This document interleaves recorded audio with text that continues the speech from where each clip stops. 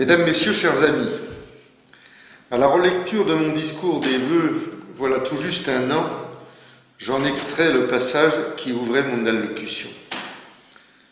Deux points, ouvrez les guillemets. Voilà donc close les années 2010, une décennie tempétueuse où l'on a le sentiment de vivre ce que le philosophe Gramsci écrivait en 1933, le vieux monde se meurt, le nouveau monde tarde à apparaître, et dans ce clair-obscur surgissent les monstres. Ni moi, ni personne ne pouvait prévoir que si la deuxième décennie du siècle fut tempétueuse, la première année de la troisième fut celle de l'émergence d'un monstre de 0,125 microns, soit environ un 10 millième de millimètre. J'avoue que les monstres auxquels je pensais à l'époque étaient largement plus lourds, 110 kilos entre autres pour l'homme aux cheveux orange, récemment licencié par le peuple américain. Plus qu'une tempête, un tsunami, comme une bombe à neutrons qui détruit les êtres humains sans toucher au bâti. Un tsunami qui fait que nos villes et nos villages sont subitement vides et nos hôpitaux déjà martyrs, eux, brusquement pleins, mettant en lumière et en accusation ceux qui, depuis 2 décennies, se sont évertués à les dévitaliser. Mais au-delà des 70 000 morts et des milliers de personnes diminuées, meurtries, auxquelles je pense et dont j'adresse aux familles toute notre solidarité, la bête à Picaud a entrepris la destruction de notre vie sociale, de ce qui fait que le genre humain est qualifié comme tel. Grasset doit beaucoup à sa vie associative, à ses 40 associations, à ses 66 entreprises, à ses services publics, à nos services municipaux, à nos agriculteurs, à ses professions médicales et paramédicales. Cette année nous a fait percevoir justement ce que n'est pas la vie. Cette année nous a permis aussi de constater que grâce au dynamisme et à la capacité d'initiative de nos artisans et commerçants, notre commune dispose de services permettant de satisfaire nos besoins primaires. Nombre d'habitants de Grasset et des communes environnantes ont pu ainsi prendre conscience que faire 50 km pour acheter une plaquette de beurre n'avait pas de sens. Nous fûmes ainsi l'une des premières communes du Berry à ouvrir notre marché, permettant ainsi aux clients de se fournir et à nos producteurs locaux d'échapper à la catastrophe économique. Je tiens vivement à remercier l'ensemble des élus du conseil municipal passé et présent d'avoir assuré l'organisation de ce marché par leur présence hebdomadaire durant toutes ces semaines.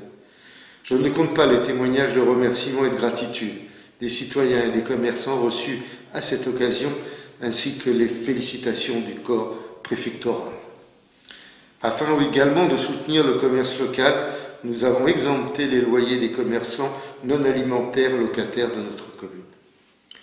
Merci également à nos cadres et agents des services publics, écoles, sapeurs-pompiers, gendarmerie, services municipaux et intercommunaux, EHPAD bien sûr, qui ont tenu le choc.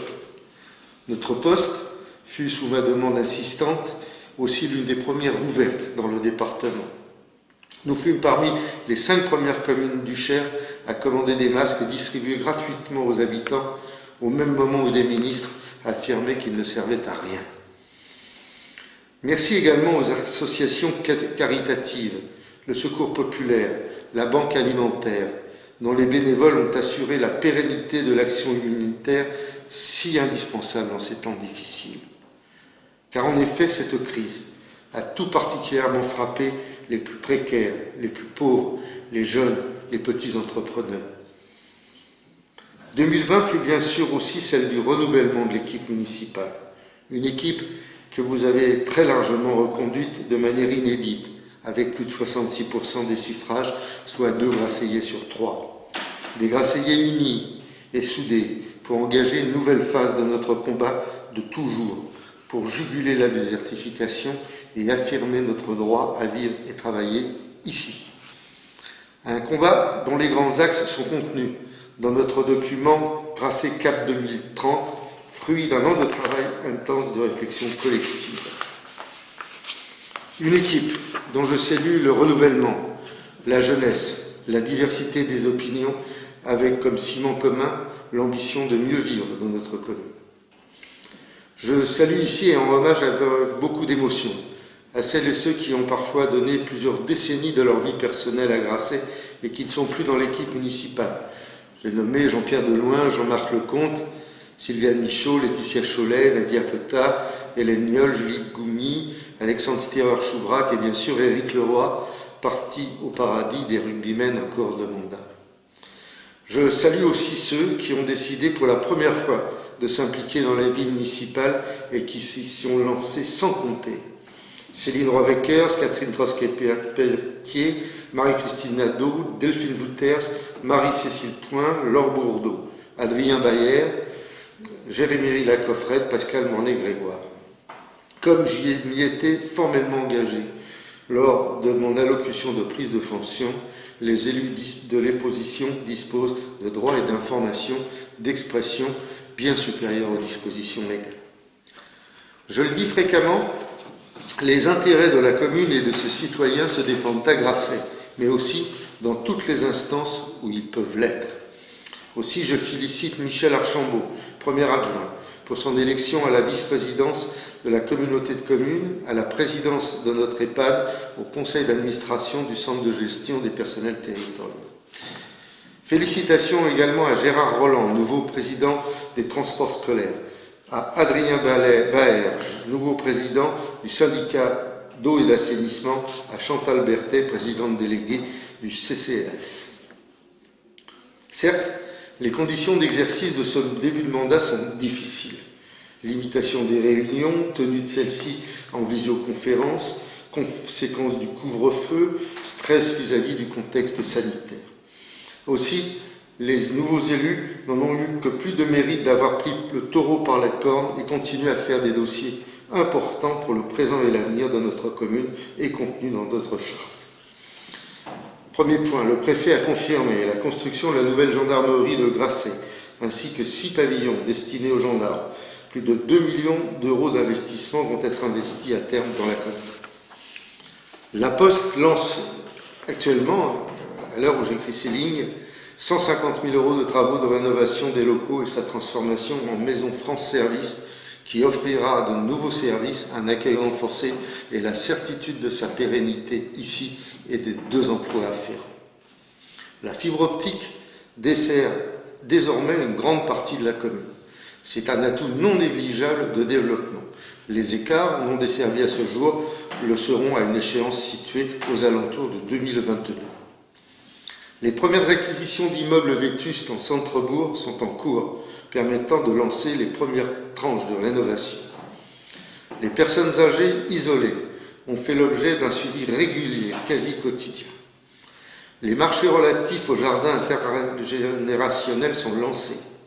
Enfin, et ce n'est pas le moins important, le syndicat d'eau et d'assainissement a pris des mesures vigoureuses et efficaces quant à la qualité de l'eau qui ont porté leurs fruits. Il reste encore des millions d'euros à investir pour moderniser et étendre notre réseau. Les financements deviennent plus rares et chacun a le souci de limiter l'impact de ces travaux sur notre facture d'usage. Pour poursuivre, le vaccin contre le Covid commence à être mis en œuvre. Nous avons étudié la possibilité d'ouvrir un centre de vaccination à Grasset. Après concertation avec les médecins, les professionnels de santé, il s'avère que nous ne pourrons réunir les conditions techniques pour ce faire. En revanche, dès lundi, les services municipaux, les élus et le CCAS seront à disposition des personnes âgées ou à mobilité réduite de Grasset pour prendre rendez-vous au centre de vaccination de Vierzon. Nous organiserons gratuitement le transport de ces citoyens vers ce centre en collaboration avec l'EHPAD et les transporteurs privés. Merci de leur transmettre l'information si vous connaissez des personnes dans ce cas. Au nom de l'équipe municipale, ce sont donc des vœux d'espoir que nous vous souhaitons. J'ai demandé à tous les élus de se mettre résolument dans la perspective de la sortie de crise. Malgré des recettes en baisse, des dépenses imprévues dues à la crise, nos résultats financiers de 2020 demeurent excellents et nous permettent ainsi d'investir dans le retour à la vie. Il faut que ce retour à la vie normale s'accompagne à Grasset, comme ailleurs, d'une explosion d'initiatives, qu'elles soient économiques, solidaires, associatives, écologiques. L'épidémie a meurtri des corps, en a tué des milliers, Elle a mis en grande difficulté des familles, des entreprises, dont notamment nos cafés-bars, restaurants, ainsi que les milieux artistiques et culturels, dont je persiste à dire qu'il y avait probablement des moyens de maintenir une certaine activité. Mais il importe qu'elle n'ait pas tué ce qui fait l'âme des êtres humains, l'âme des communautés sociales, l'âme de notre commune, ce qu'il m'arrive parfois ici d'appeler l'esprit grasseyais. Le président de la République a qualifié d'essentiels les services que sont l'alimentation et la santé. Toute vie qualifiée d'humaine ne peut se réduire à ses besoins primaires. À Grasset comme ailleurs, il nous faudra au plus vite reprendre le chemin des initiatives culturelles, associatives, solidaires, coopératives, économiques. Il nous faudra retrouver les joies des découvertes individuelles et collectives, le bonheur de faire ensemble, de dialoguer, de confronter nos idées. Rien n'empêche à ce jour de bâtir des projets, de nous les soumettre, de nous rechercher ensemble la meilleure façon de les réaliser. Bonne année à toutes, fête de liberté, d'égalité, de fraternité et de solidarité. Que souhaiter de plus pour cette nouvelle année, qu'elle soit celle du retour à la vie, à sa célébration, à la réussite de nos projets individuels et collectifs, et bien sûr à nos santé tant physiques que psychiques. Bonne année à tous et merci.